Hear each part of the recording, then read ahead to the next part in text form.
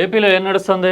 లడ్డూలు వచ్చి రాజకీయ ప్రసంగాలు చేస్తున్నాయి. కల్తీ చేసి నా ప్రతిష్టకు భంగం కలిగించారనుకున్నా. భక్తి విశ్వాసాలని ఫడంగా పెట్టి మరి రాజకీయం విలయతాండవం ఆడుతా ఉంది కదా. ఇదే టాపిక్ లో ఫ్లెక్సీలు పెట్టేవాళ్ళు కొంతమంది, ఎగబడి అవి చింపేవాళ్ళు కొంతమంది. ఇది కాదంటే నకిలీ మద్యం ఆరోపణల కేసులో లోపలికి ఎవరు వెళ్ళారు, బయటకు ఎవరు వచ్చారు అనే హెడ్డింగ్లు ఫ్రంట్ పేజీలో కనపడతాయి. ఇవి అయిపోతే ఇంకో జుంకి ఏదో బయటకు వస్తుంది. అంతేగాని జనానికి పనికొచ్చేవి కానీ రాష్ట్రం ముందున్న అసలైన ఛాలెంజెస్ ఏంటని కానీ మనం మాట్లాడుతున్నామా? లేదు కదా. రాజకీయం, అధికారం, మీడియా మన కళ్ళకు గంతలు కడుతున్నాయి. మన కాళ్ళ కింద ఉన్న గుంతల్ని కప్పిపుచ్చేందుకు దొంగ ప్రయత్నాలు చేస్తున్నాయి. మనం మాత్రం ఆ మత్తులో పడి కొట్టుకుపోతా ఉన్నాం. అసలు వాస్తవాలు, పనికొచ్చే విషయాలు మాట్లాడుకోవడమే మానేసాం, మర్చిపోయాం కదూ. బడ్జెట్ టైం కదా. కేంద్రం ఫిబ్రవరి 1న బడ్జెట్ పెడుతోంది. ఆ తర్వాత 2 వారాలకో 3 వారాలకో ఏపీ బడ్జెట్ ఏమిస్తుంది, ఏమొస్తుంది ఆంధ్రప్రదేశ్కి, ఏం సాధిస్తాం మనం? అంకెల రంకెలు ఉంటాయి కానీ వాస్తవాలు నేలకి దిగే పరిస్థితి ఉంటుందా? అన్నిటికీ మించి కాగ్ హెచ్చరికలు కానీ మన చుట్టూ ఏం జరుగుతోందని కానీ ఎప్పుడన్నా ఆలోచిస్తున్నామా? అట్లీస్ట్ ఈ బడ్జెట్ పీరియడ్లో అన్నా తెలుసుకోవాలి కదా. తెలుసుకుంటున్నామా? ఒక బ్యూరోక్రాట్తో నేను మాట్లాడుతుంటే AP financial situation is going to dogs అన్నాడు ఆయన. బిడియం లేకుండా తెలుగు ఇడియంలో చెప్పాలంటే ఆర్థికం కుక్కలు చింపిన ఇస్తరైపోయిందట ఏపీది. అలా అయిపోతే ఎవరికి నష్టం? ఎవరి భవిష్యత్తు దెబ్బతినేది? 5 ఏళ్ళు పండగ చేసుకుని సొంత డప్పులు కొట్టుకుని స్పెషల్ ఫ్లైట్లు ల్యాండ్ అయిపోతాయి. 5 ఏళ్ళు అయిన తర్వాత చేసుకున్న ప్రచారాలన్నీ కులికొచ్చేస్తాయి. మరి జనం పరిస్థితి ఏంటి? పేదల బతుకులేంటి? ఏపీని నమ్ముకుని ఉన్న వాళ్ళ జీవితాలు ఏమవ్వాలి? ఆఖరి నిమిషంలో విమానాలు దిగి స్పెషల్ బస్సులు కట్టుకుని వచ్చి ఓట్లు వేసే వాళ్ళకి కూడా పెద్ద నష్టమే ఉండదు. నష్టపోయేది ఏపీలో ఉండే జనం కదా. మరి అసలు ఏజెండా ఎప్పుడు మాట్లాడుకుంటాం? మీడియా కొందరు పెద్దలు ఆల్రెడీ ఇండికేషన్స్ ఇస్తూ ఉన్నారు. ఆర్థిక పరిస్థితి ఎంత ప్రమాదకరంగా ఉందో మనకి ఇప్పటికన్నా అర్థం కాకపోతే మన బతుకులు నిజంగానే ఆయన చెప్పినట్టు గోయింగ్ టు డాగ్స్. మరి వాస్తవాలేంటో కొన్ని ఎగ్జాంపుల్స్తో తెలుసుకుందామా?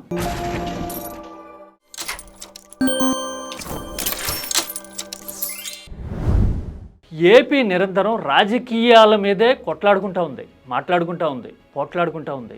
మీడియా కూడా అదే ఎజెండాని టాక్టికల్గా డ్రైవ్ చేస్తూ ఉంది. కొందరి మీదకి నెపం నెట్టేసేందుకు ఒక వర్గం ప్రయత్నిస్తూ ఉంటే జనం ఆ ఉచ్చులో పడి రొచ్చులోకి దిగుతున్నారు.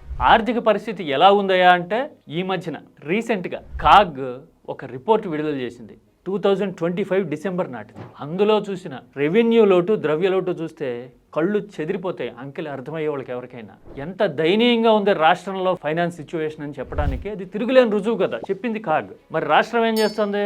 అప్పుల క్యాలెండర్ పెట్టుకుని ఆర్థిక ఏడాదిలో చివరి 3 నెలలు ఎంత అప్పులు తీసుకోవాలో ముందుగానే ఇండెంట్ తయారు చేసుకుని మరీ ఆర్బీఐ ముందు, అవునా కదా?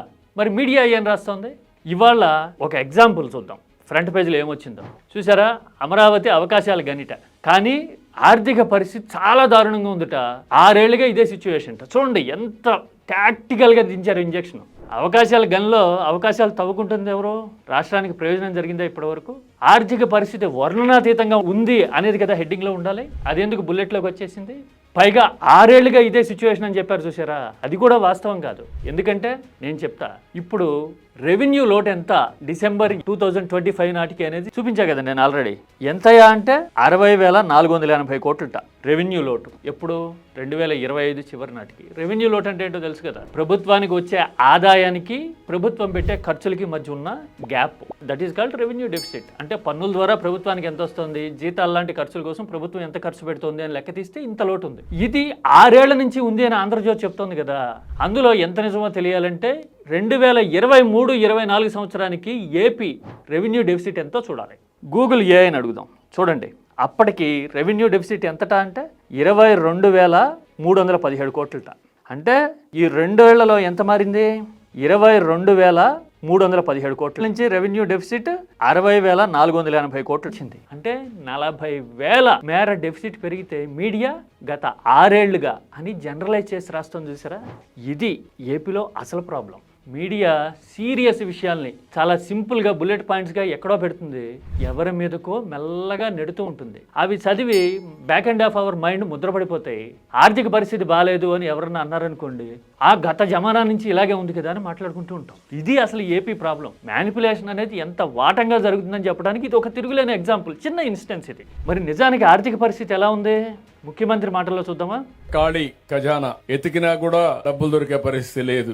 అప్పు కావాలంటే ఇచ్చేవాళ్ళు కూడా లేరు. ముఖ్యమంత్రి చెప్పడమే కాదు, ఆలోచన పరులుగా పేరున్న కొంతమంది కూడా ఈ మధ్యన మాట్లాడుతున్నారు. వెంకయ్య నాయుడు లాంటి వాళ్ళు విపరీతంగా అప్పులు చేస్తున్నారు, ఆహత్తుకు మించి. చూసాం కదా వెంకయ్య ఏమన్నారో. అఫ్ కోర్స్ ఆయన పొలిటికల్ ఇన్క్లినేషన్ గురించి ఎవరైనా మాట్లాడతారేమో. More than that Venkaiah Naidu మాటలకి ఎందుకు వెయిటేజీ ఉంటుందంటే ఆయన అనుభవం. ఆయనకి ఏపీలో కుర్చీలో ఉన్న వాళ్ళ సామర్థ్యం ఎంతో తెలుసు, కేంద్రంలో ఉన్న వాళ్ళు ఏమాత్రం విదిలిస్తారో తెలుసు. అలాగే ఫైనాన్స్ గాడి తప్పితే గనక రాష్ట్ర బతుకులు ఎలా మారిపోతాయో అవగాహన ఉంది ఆయనకి. అందుకోసం ఆయన మాటలకి వెయిటేజ్ ఉంది. పొలిటికల్ ఇన్క్లినేషన్ పక్కన పెట్టండి. అంటే మీడియా శుతిమెత్తగా ఆర్థిక పరిస్థితి బాగాలేదని చెప్తోంది, పెద్ద మనుషులు పరిస్థితి తీవ్రంగా ఉంది అని హెచ్చరిస్తూ ఉన్నారు. ముఖ్యమంత్రి ఏమో అప్పులు దొరకట్లేదు అంటున్నారు.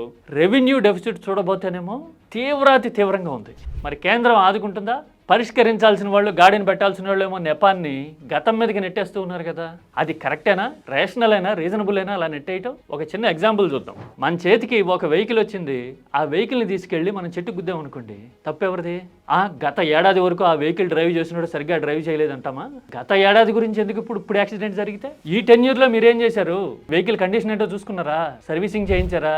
ఏఎంసీ అంటారా, యాన్యువల్ మెయింటెనెన్స్ అగ్రిమెంట్ అని, అట్లాంటివి ఏమైనా చేసుకున్నారా కేంద్రంతో? అంటే మా పరిస్థితి బాగాలేదు అని అక్కడి నుంచి నిధులు రాబట్టేందుకు ఏమైనా ప్రయత్నాలు చేశారా?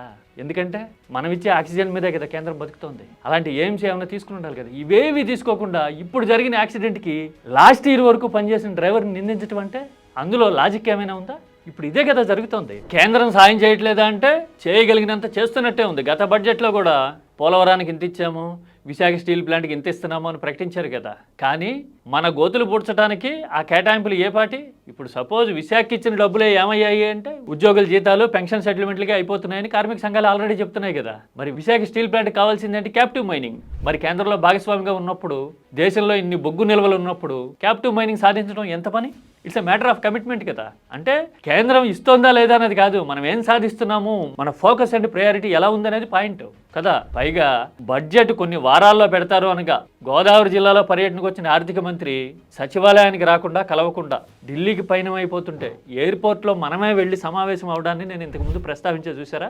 ఏపీని కేంద్రం ఎలా కన్సిడర్ చేస్తోందని చెప్పడానికి ఆ మూవ్ ఒక సింబాలిజం. బిట్వీన్ ద లైన్స్ అర్థం చేసుకోగలిగితే, మనసుతో బ్రెయిన్తో ఆలోచించగలిగిన వాళ్ళకి ఇంతకు మించిన ఇండికేషన్ ఏం అక్కర్లేదుగా. అవునా కాదా? రాజకీయాలు పక్కన పెట్టండి, లాజికల్గా ఆలోచిద్దాం. నిజమే కదా. అంటే కేంద్ర కేటాయింపులో ఇంకోటో అనేకన్నా సవాళ్ళు, సమస్యలు మన వైపు నుంచి ఎక్కువ ఉన్నాయి. అవునా కదా? పైపెచ్చు మనం ఇచ్చిన నినాదం ఏంటి? సంపద సృష్టి అన్నాం కదా. సంపద సృష్టి. ఎక్కడ జరిగింది సంపద సృష్టి? జరుగుతూ ఉందా? పోనీ ఇనిషియేట్ అయింది, ఇదిగో రిజల్ట్ వస్తుందని చెప్పడానికి ఏమైనా ఉందా? అవకాశాల గని లాంటి హెడ్డింగులు తప్ప, లక్షల కోట్ల ఒప్పందాలు కుదిరేసినాయి అని దావోస్లో దబాయింపులు తప్ప, గ్రౌండింగ్ అయిన పెట్టుబడులు కానీ, రెవెన్యూగా కన్వర్ట్ అవుతున్న సిచ్యువేషన్ కానీ, జిఎస్డిపిలో ఇంప్రూవ్మెంట్ కానీ ఏమన్నా ఉందా ఏపీలో? ఇంత గంభీరమైన పరిస్థితి ఉంటే చర్చ జరగాల్సిందే, ఆలోచించాల్సింది ఇవి కదా. వీటి గురించి కాకుండా రికార్డింగ్ డ్యాన్సులు చేయించి సాంస్కృతిక పతనాన్ని చూపించాం మనం రాష్ట్రానికి. Visakha beach festival, Araku festival, ముసలా ఫెస్టివల్ అని చెప్పి పూటకో ఫెస్టివల్ని తెర మీదకి తీసుకొస్తూ ఉన్నాం. దానికి తోడు లడ్డూలు, కల్తీ మద్యం ఆరోపణలు ఉండనే ఉంటూ ఉంటాయి. జనమేమో వీటిలో పడి తన్నుకుంటూ ఉంటారు. అవునా కాదా? ఇదేనా కాదా నడుస్తున్నది? దీనికి కారకులు ఎవరు? 2023-24 ఆర్థికంలో 20,000 కోట్లున్న రెవెన్యూ డెఫిసిట్ ఇప్పటికీ, అంటే ఈ 2-2.5 ఏళ్లలోనే 60,000 కోట్లకు చేరడానికి కారకులు ఎవరు? ఫెయిల్యూర్ మోడల్ ఎవరిది? దేశవ్యాప్తంగా సినారియో చూసిన డెట్ టు జిఎస్డిపి రేషియో అంటారు. అంటే అప్పులు చేసి బతుకుతున్న రాష్ట్రాలు ఏమున్నాయి అంటే AP is just next to Bihar. చూడండి మ్యాప్.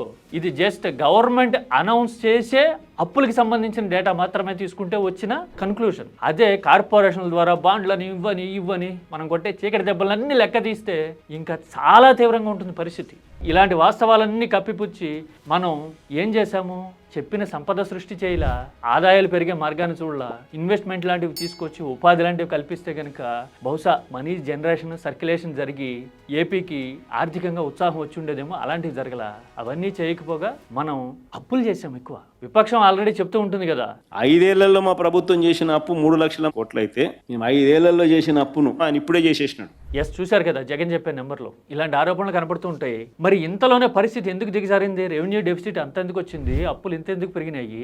ఆ అప్పులన్నీ ఎటుపోతున్నాయి? ఇవి కదా ప్రజలు, ఆలోచన పరులు, సబ్జెక్ట్ అర్థమయ్యే వాళ్ళు చర్చించుకోవాల్సింది. పైగా రాజకీయ పబ్లిసిటీ కోసం అనుత్పాదక వ్యయాలు పెంచాం మనం. అదేదో గొప్ప విషయం అన్నట్టు ఏం చెప్తుంటాం? ఈ రాష్ట్రంలో ఎక్కువ పింఛన్లు ఇస్తున్నాం. చూశారు కదా, దేశంలో ఎక్కడా లేనన్ని పెన్షన్లు మనం ఇస్తున్నామని చెప్పాం. ఇలా అంటున్నందుకు పెన్షనర్లు అందరూ నన్ను క్షమించాలి. కానీ ఆర్థిక దృష్టికోణంలో చూస్తే అర్థం చేసుకోవాల్సిందేంటో తెలుసా? పెన్షన్ల లాంటి స్కీమ్స్ అనుత్పాదక వ్యయం. సంక్షేమం అనేది జనం జీవితాన్ని ట్రాన్స్ఫార్మ్ చేయడానికి ఉండాలి. వాళ్ళ అవసరాలు, సవాళ్లు ప్రభుత్వాలు పరిష్కరించాలి. ఇప్పుడు సపోజ్ ఎలాగో తెలుసా, 60 ఏళ్ళు దాటిన వాళ్ళకి పెన్షన్లు ఇస్తున్నారు అనుకోండి, వాళ్ళకి వచ్చే మేజర్ ఛాలెంజ్ ఏంటి? ఆరోగ్య సమస్యలు కదా, జీవన ప్రమాణాలు సరిగ్గా లేకపోవడం కదా. అలాంటప్పుడు మెరుగైన ఆహారం దొరికేలాగా రేషన్ని ఇంప్రూవైజ్ చేయండి. ప్రభుత్వ ఆసుపత్రుల్లో మెరుగైన వైద్య సదుపాయాలు కల్పించండి. సోషల్ సెక్యూరిటీ స్టాండర్డ్స్ని ఇంప్రూవ్ చేయండి. అది నిర్మాణాత్మక వ్యయం, క్యాపిటల్ ఎక్స్పెండిచర్ కిందకు వస్తుంది. దానివల్ల మీరు భారీగా పెన్షన్లు ఇస్తున్నామో అని ప్రచారం చేసుకుని ఫస్ట్ తారీఖున ఒక 5-6 గంటలు వీడియో షూట్లు చేయక్కర్లా. సోషల్ సెక్యూరిటీ ఉందనుకోండి, వయసు మీద పడిన వాళ్ళకి ప్రభుత్వ వైద్యం నాణ్యమైంది అందే సదుపాయం కల్పించామనుకోండి, పెన్షన్ కాస్త తక్కువ ఇచ్చినా వాళ్ళు ఏమనుకోరు. That is called progressive governance. మనం అది చేయము. వైద్యాన్నేమో ప్రైవేట్కి ఇచ్చేస్తాం, పీపీపీ అనో ఇంకో పేరో చెప్పి 100 కోట్లు ఎదిరిస్తాం పైగా కాలేజీలతో పాటు. ఇంకో పక్కనేమో అప్పులు తెచ్చి పెన్షన్లు ఇస్తాము అని చెప్తాము. రాష్ట్రానికి అప్పులు పెరుగుతూ ఉంటాయి, పెన్షన్ తీసుకున్న వాళ్ళ జీవితాలు ఏమి మారవు, వాళ్ళకి సోషల్ సెక్యూరిటీ రాదు. This is our sad reality. మన పబ్లిసిటీ మాత్రం నడుస్తూ ఉంటుంది, ఆర్థికం వెనక్కిపోతూ ఉంటుంది. అంటే అప్పులు చేసి పంచటము, పెన్షన్లు పెంచడం అనేది సంక్షేమం కాదు. గ్రోత్ ఇండికేటర్స్ పెరగాలి, సోషల్ సెక్యూరిటీ పెరగాలి. ఈ రెండింటిని బ్యాలెన్స్ చేస్తూ సంక్షేమం చేయాలి. That is what the need of our. అవును కదా? మరి ఈ వాస్తవాన్ని బట్టి చూస్తే ఫెయిల్యూర్ ఎక్కడున్నట్టు మీరు చెప్పండి. ఆర్థిక పరిస్థితి ఇంత గంభీరంగా ఉంటే మరి ఎవరి మీద పడుతుంది దెబ్బ? అప్పుల రూపంలో జనం మీద పడుతుంది. చెప్పడం తేలికే, కానీ ఆ ఇంపాక్ట్ ఎలా పడుతుందో తెలుసా?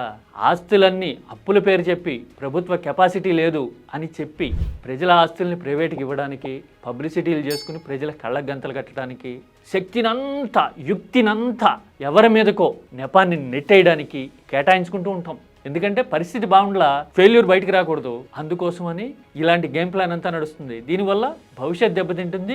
ఏపీ మీద ఆధారపడి ఏపీలో ఉండే వాళ్ళ జీవితాలు దెబ్బతింటాయి. ఇది regressive state of affairs in Andhra Pradesh. మరి ఇలాంటి విషయాల మీద మీడియా కానీ, రాజకీయం కానీ దృష్టి పెట్టినట్టు, ఆలోచించినట్టు ఎప్పుడన్నా ఉందా? మిగతా రోజుల్లో తనకు సత్యం రిగార్డింగ్ డాన్సుల్లో ఊగిపోయాము, తాగేసామంటే అది వేరే విషయం. బడ్జెట్ పీరియడ్ కదా ఇది. ఈ సీజన్లో అయినా మాట్లాడుకోకపోతే ఇంకెప్పుడు మాట్లాడుకుంటాము, ఇంకెప్పుడు తెలుసుకుంటాము?